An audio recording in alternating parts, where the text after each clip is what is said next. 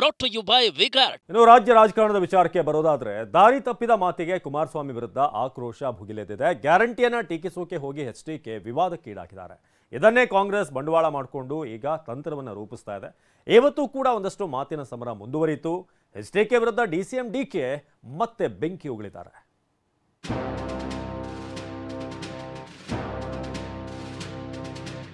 ಹೆಣ್ಮಕ್ಳಿಗೆ ರೇಟ್ ಎಷ್ಟು ಅಂತ ಕೇಳಿದಿರಿ ಕುಮಾರಣ್ಣ, ನಿನಗೆ ಹೆಣ್ಮಕ್ಳಿಗೆ ರೇಟ್ ಫಿಕ್ಸ್ ಮಾಡೋದು ನಿನಗೇನೋ ಒಂದು ಚಾಳ ಇರಬೇಕು ಅಂತ ಕಾಣ್ತದೆ. ಏನು ಗ್ಯಾರಂಟಿ ಏನಿದೆ? ಪಿಕ್ ಪ್ಯಾಕೆಟ್ ಗ್ಯಾರಂಟಿ ಇದೆ. ಅವ್ನು ಪಿಕ್ ಪ್ಯಾಕೆಟ್ ರೂಢಿ ಅಲ್ಲ ಅವನಿಗೆ.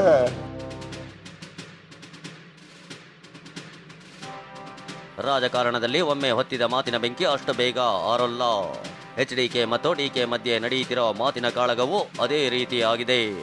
ಗ್ಯಾರಂಟಿ ಟೀಕಿಸುವ ಬರದಲ್ಲಿ ಹಳ್ಳಿ ತಾಯಂದಿರು ದಾರಿ ತಪ್ಪಿದ್ದಾರೆ ಅಂತ ಎಚ್ಡಿಕೆ ಹೇಳಿದ್ರು. ಇದನ್ನೇ ಡಿಕೆ ಅಸ್ತ್ರ ಮಾಡಿಕೊಂಡು ಟೀಕಾ ಪ್ರಹಾರವನ್ನೇ ನಡೆಸಿದ್ರು. ಡಿಕೆ ಮಾತಿಗೆ ಕುಮಾರಸ್ವಾಮಿ ಕೂಡ ತಿರುಗೇಟು ಕೊಟ್ಟಿದ್ರು. ಇವತ್ತು ಈ ಕಥನ ಮತ್ತೊಂದು ದಿಕ್ಕಿಗೆ ಹೊರಳಿದೆ. ಇದು 96-97ರಲ್ಲಿ ನಡೆದಂತ ಘಟನೆ. ಒಂದು ಮಗುನ ಕರ್ಕೊಂಡೋಗಿ ಕಿಡ್ನಾಪ್ ಮಾಡಿ ಅದೇ ಬೆಂಗಳೂರು ಮೈಸೂರು ರೋಡಲ್ಲಿ ಜಮೀನು ಬರ್ಸ್ಕೊಳ್ಳಿಕ್ಕೆ ಏನೇನು ನಡೆಸಿದಿರಿ? ಇತಿಹಾಸಗಳಿದೆ. ಚೆಕ್ ಬೇಕಾ ಕೊಟ್ಟಿರೋದು?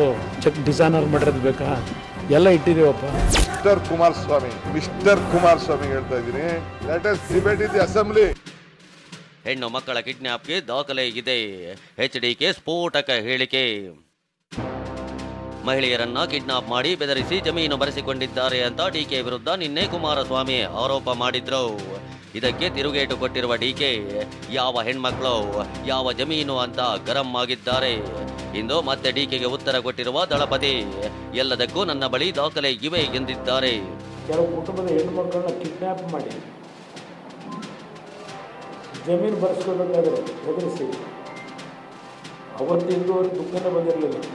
ಅಂಥ ಪ್ರಕರಣಗಳಲ್ಲಿ ಪರ್ಸನಲ್ ಅಟ್ಯಾಕು, ಮತ್ತೊಂದು ಅಟ್ಯಾಕು, ಏನೇನೋ ಯಾವುದೋ ಹೆಣ್ಮಕ್ಳು ಕೈಲಿ ಜಮೀನು ಬರ್ಸ್ಕೊಬಿಟ್ಟಿದ್ವಿ. ಯಾವ ಹೆಣ್ಮಕ್ಳು ಮಧ್ಯೆ ಬಂಡೆ ಹೊಡೆದಿ ನನ್ನ ಬಂಡೆ ರೀ, ನನ್ನ ಕಲ್ಲು, ನನ್ನ ಆಸ್ತಿ. ಇದು 96-97ರಲ್ಲಿ ನಡೆದಂಥ ಘಟನೆ. ಚೆಕ್ ಬೇಕಾ ಕೊಟ್ಟಿರೋದು? ಚೆಕ್ ಡಿಸೈನರ್ ಮಾಡಿರೋದು ಬೇಕಾ? ಎಲ್ಲ ಇಟ್ಟಿದೀವಪ್ಪ.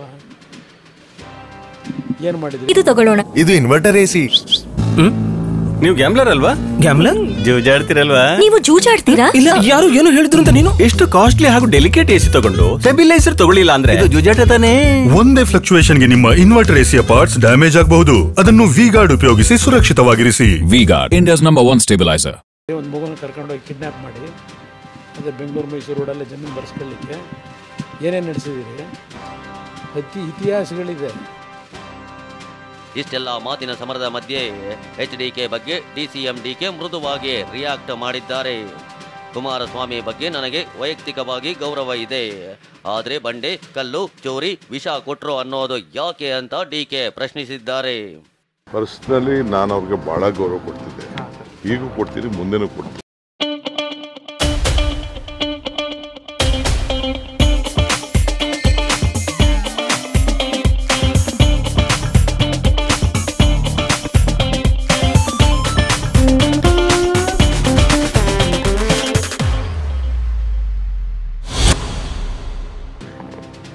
ಬಟ್ ಪದೇ ವೈಯಕ್ತಿಕವಾಗಿ ಬಂಡೆ, ಕಲ್ಲು ಹೊಡೆದ್ಬಿಟ್ಟ,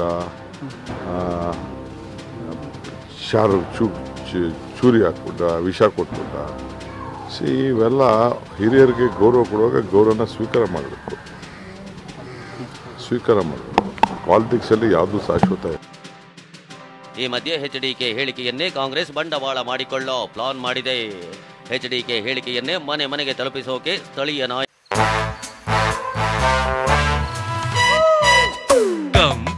Come my love, please don't say no baby. Come my love. V Guard ನ air coolers extra large cooling pad ನೊಂದಿಗೆ ಇದು ಎಂತೆಂಥವರನ್ನು ಕೂಲ್ ಆಗಿಸುತ್ತೆ. V Guard air coolers, long lasting cooling. ನಾಯಕರಿಗೆ ಗ್ಯಾರಂಟಿ ಸಮಿತಿ ಸದಸ್ಯರಿಗೆ ಸೂಚನೆ ನೀಡಲಾಗಿದೆ. ಅಷ್ಟೇ ಅಲ್ಲ, ಚುನಾವಣೆಯವರೆಗೂ ಕುಮಾರಸ್ವಾಮಿ ಹೇಳಿಕೆಯನ್ನ ಜೀವಂತವಾಗಿರಿಸಲು ಕಾಂಗ್ರೆಸ್ ಮುಂದಾಗಿದೆ. Bureau report, TV9. Brought to you by Vigard. Mandya Lok Sabha ಅಖಾಡ ಮತ್ತೊಮ್ಮೆ ರಂಗೇರಿದೆ. ಮಾಜಿ ಸಿಎಂ ಕುಮಾರಸ್ವಾಮಿ ಗೆಲುವಿಗಾಗಿ ಮಂಡ್ಯದಲ್ಲೇ ಠಿಕಾಣಿ ಹೂಡಿದ್ದಾರೆ. ಇಂದಿನಿಂದ ಮತ ಶಿಕಾರಿಗೆ ಇಳಿದಿದ್ದಾರೆ. ಇನ್ನು ಇದಕ್ಕೆ ಕೌಂಟರ್ ಕೊಡೋದಕ್ಕೆ ಕಾಂಗ್ರೆಸ್ ರಾಹುಲ್ ಗಾಂಧಿ ಅವರನ್ನೇ ಅಖಾಡಕ್ಕೆ ಇಳಿಸ್ತಾ ಇದೆ. ಮತ್ತೊಂದು ಕಡೆ ಕೊಪ್ಪಳ ಸಂಸದ ಕರಡಿ ಸಂಗಣ್ಣ ಬಿಜೆಪಿಗೆ ಗುಡ್ ಬೈ ಹೇಳಿದ್ದಾರೆ.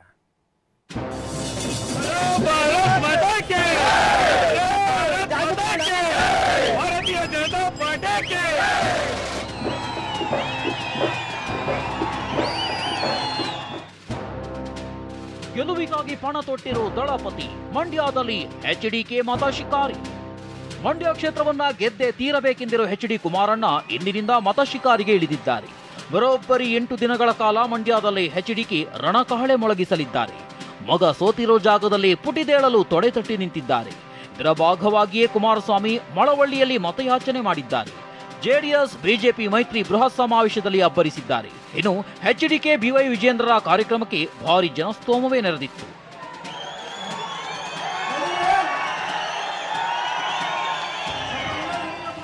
ಇನ್ನು ಮಂಡ್ಯ ಕಣದಲ್ಲಿ ದೋಸ್ತಿಗಳು ರಾಜ್ಯ ಸರ್ಕಾರದ ವಿರುದ್ಧ ಗುಡುಗಿದ್ರು. ಕೈ ಅಭ್ಯರ್ಥಿ ಸ್ಟಾರ್ ಚಂದ್ರರನ್ನ ವಿಜೇಂದ್ರ ಶ್ರೀಮಂತ ಅನ್ನೋ ಮೂಲಕ ಕುಟುಕಿದ್ರು. ಈತ ಎಚ್ಡಿ ಕುಮಾರಸ್ವಾಮಿ ಮೇಕೆದಾಟು ಅಸ್ತ್ರವನ್ನೇ ಪ್ರಯೋಗಿಸಿದ್ದಾರೆ. ಇವತ್ತು ನಮ್ಮ ಮಂಡ್ಯ ಜಿಲ್ಲೆ ಅಭಿವೃದ್ಧಿ ಆಗಬೇಕು ಅಂತ ಹೇಳಿದ್ರೆ ಯಾರೊಬ್ಬ ಶ್ರೀಮಂತ ಬಂದು MP ಆದ್ರೆ ಮಂಡ್ಯ ಜಿಲ್ಲೆ ಅಭಿವೃದ್ಧಿ ಆಗೋದಕ್ಕೆ ಸಾಧ್ಯ ಇಲ್ಲ. ಸಂಸದರಾದ್ರೆ ಇವತ್ತು ನಮಗೆ ಎಂತ ಸಂಸದರು ಇರಬೇಕು ಅಂತ ಹೇಳಿದ್ರೆ ಜನರಿಂದ ಜನರಿಗಾಗಿ ಜನರಿಗೋಸ್ಕರ ಪ್ರಾಣ ಕೊಡ್ತಕ್ಕಂತ ಸಂಸದ ನಮ್ಮ ಮಂಡ್ಯ ಜಿಲ್ಲೆಯಲ್ಲಿ ಗೆದ್ದು ಬರಬೇಕು. ಕುಮಾರಸ್ವಾಮಿ ಅವರು ಮಾತ್ರ. ನಾನು ಈ ಒಂದು ವೇದಿಕೆ ಮುಖಾಂತರ ಹೇಳ್ತಾ ಇದ್ದೇನೆ, ಮುಂದಿನ 5 ವರ್ಷದ ಒಳಗೆ ನಿಮ್ಮ ಆಶೀರ್ವಾದ ಬಲದಿಂದ, ಮಂಡ್ಯ ಜಿಲ್ಲೆಯ ಜನತೆ ಆಶೀರ್ವಾದ ಬಲದಿಂದ ಈ ಮೇಕೆದಾಟಿಗೆ ಶಂಕುಸ್ಥಾಪನೆಯನ್ನು ನೆರವೇರಿಸ್ತಕ್ಕಂಥದ್ರಲ್ಲಿ ನಾನು ನಿಮ್ಮ ಪರವಾಗಿ ನಿಲ್ಲದೇ ಇದ್ರೆ, ಅದರಲ್ಲಿ ಯಶಸ್ಸನ್ನು ಕಾಣದೇ ಇದ್ರೆ ರಾಜಕೀಯದಿಂದಲೇ ಇವತ್ತು ನಿರ್ಗಮಿಸ್ತಕ್ಕಂಥ ಸವಾಲನ್ನು ಸ್ವೀಕಾರ ಮಾಡ್ತಾ ಇದ್ದೇನೆ.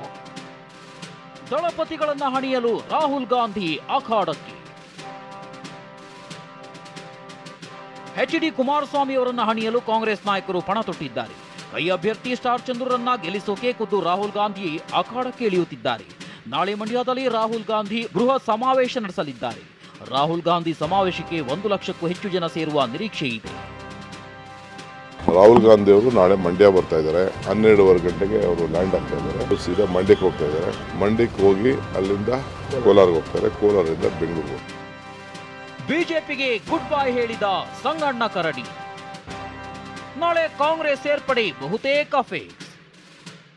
ಕೊಪ್ಪಳದ ಟಿಕೆಟ್ ಕೈತಪ್ಪಿದ್ದಕ್ಕೆ ಸಂಸದ ಕರಡಿ ಸಂಗಣ್ಣ ಬಿಜೆಪಿಗೆ ಗುಡ್ ಬೈ ಹೇಳಿದ್ದಾರೆ. ಸಂಸದ ಸ್ಥಾನದ ಜೊತೆಗೆ ಪಕ್ಷದ ಪ್ರಾಥಮಿಕ ಸದಸ್ಯತ್ವಕ್ಕೂ ರಾಜೀನಾಮೆ ಕೊಟ್ಟಿದ್ದಾರೆ. ಅಷ್ಟೇ ಅಲ್ಲ, ಸಂಗಣ್ಣ ಕರಡಿ ಸದ್ಯ ಕಾಂಗ್ರೆಸ್ ಸೇರ್ತಾರೆ ಅನ್ನೋ ವದಂತಿ ಇದೆ. ನಿನ್ನೆಯಷ್ಟೇ ಕೈ ಶಾಸಕ ಲಕ್ಷ್ಮಣ್ ಸವದಿ ಸಂಗಣ್ಣರನ್ನ ಭೇಟಿಯಾಗಿದ್ರು. ನಿಖರವಾದ ಮಾಹಿತಿ ಬಂದಿಲ್ಲ ನನಗೆ, ಬರ್ರಿ ಅಂತ ಹೇಳಿದ್ದಾರೆ. ಇವತ್ತು ಬೆಂಗಳೂರಿಗೆ ಹೊರಟಿ ಕರೆದಿದ್ದಾರೆ. ಅಲ್ಲಿ ಮುಖ್ಯಮಂತ್ರಿಯವರನ್ನ ಮತ್ತು ಉಪಮುಖ್ಯಮಂತ್ರಿಗಳನ್ನ ಭೇಟಿ ಆಗ್ತೀವಿ. ಅವರ ನಿರ್ಣಯವನ್ನು ಆಲಿಸಿದ ಮೇಲೆ ನಾನು ಕೂಡ ನಿರ್ಣಯ ಮಾಡ್ತೀನಿ. ಯಡಿಯೂರಪ್ಪ ಮತಬೇಟೆ. ಚಿತ್ರದುರ್ಗದಲ್ಲಿ ಲಿಂಗಾಯತರ ಸಭೆ. ಬಿಜೆಪಿ ಗೆಲುವಿಗಾಗಿ ಮಾಜಿ ಸಿಎಂ ಬಿಎಸ್ ಯಡಿಯೂರಪ್ಪ ಕಸರತ್ತು ನಡೆಸಿದ್ದಾರೆ. ಕಾಲಿಗೆ ಚಕ್ರ ಕಟ್ಟಿಕೊಂಡವರಂತೆ ರಾಜ್ಯ ಸುತ್ತುತ್ತಿದ್ದಾರೆ. ಎಂದು ಚಿತ್ರದುರ್ಗದಲ್ಲಿ ಲಿಂಗಾಯತ ಮುಖಂಡರ ಜೊತೆಗೆ ಸಭೆ ನಡೆಸಿದ ಬಿಎಸ್ವೈ ಗೋವಿಂದ ಕಾರಜೋಳರನ್ನ ಗೆಲ್ಲಿಸುವಂತೆ ಮನವಿ ಮಾಡಿದ್ದಾರೆ. ಇಷ್ಟೇ ಅಲ್ಲದೆ ವಿಜಯನಗರ ಜಿಲ್ಲೆಯ ಕಾನಾ ಹೊಸಹಳ್ಳಿಯಲ್ಲಿ ಮತಯಾಚನೆ ಮಾಡಿದ್ದಾರೆ. ಲೋಕಸಭಾ ಚುನಾವಣೆ ಗೆಲ್ಲಲು ಕಾಂಗ್ರೆಸ್, ಜೆಡಿಎಸ್ ಮತ್ತು ಬಿಜೆಪಿ ನಡುವೆ ಭಾರೀ ಪೈಪೋಟಿ ಏರ್ಪಟ್ಟಿದೆ. ಒಬ್ಬರಿಗೊಬ್ಬರು ಸೋಲಿನ ರುಚಿ ತೋರಿಸಲು ತಂತ್ರಕ್ಕೊಂದು ಪ್ರತಿತಂತ್ರ ಹೆಣೆಯುತ್ತಿದ್ದಾರೆ. Bureau report, TV9. TV9 people insight ಪೋಲ್ಸ್ಟಾಟ್ನಿಂದ ಮೆಗಾ ಸಮೀಕ್ಷೆ ನಡೆಸಿದೆ. TV9ನಲ್ಲಿ ದೇಶದ ಅತಿದೊಡ್ಡ ಚುನಾವಣಾ ಪೂರ್ವ ಸಮೀಕ್ಷಾ ಭವಿಷ್ಯ ಹೊರಬಿದ್ದಿದೆ. ಮತದಾನ ಪೂರ್ವ ಸಮೀಕ್ಷೆಗಳಲ್ಲಿ ರಣರೋಚಕ ಮಾಹಿತಿ ಬಯಲಾಗಿದೆ. ಕರ್ನಾಟಕದಲ್ಲಿ ಕಾಂಗ್ರೆಸ್, ಬಿಜೆಪಿ ಎಷ್ಟೆಷ್ಟು ಸ್ಥಾನ ಗಳಿಸುತ್ತೆ, ಈ ಬಗ್ಗೆ ಕಂಪ್ಲೀಟ್ ರಿಪೋರ್ಟ್ ಇದೆ, ಬನ್ನಿ ನೋಡೋಣ.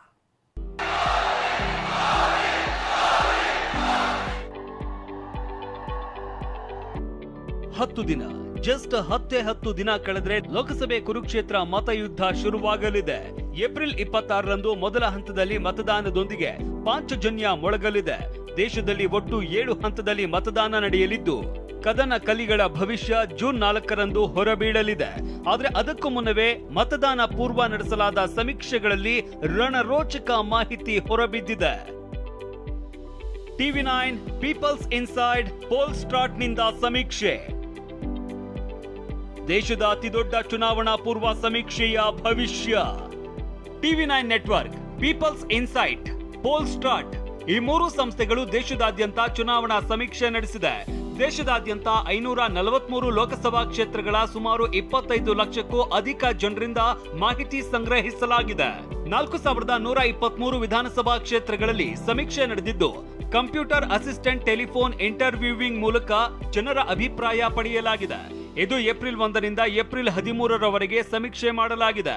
ಆ ಸಮೀಕ್ಷೆಯಲ್ಲಿ ಸಿಕ್ಕಂತಹ ದತ್ತಾಂಶ ಏನು, ಮಾಹಿತಿ ಏನು, ಒಂದೊಂದಾಗಿ ತೋರಿಸ್ತೀವಿ ನೋಡಿ.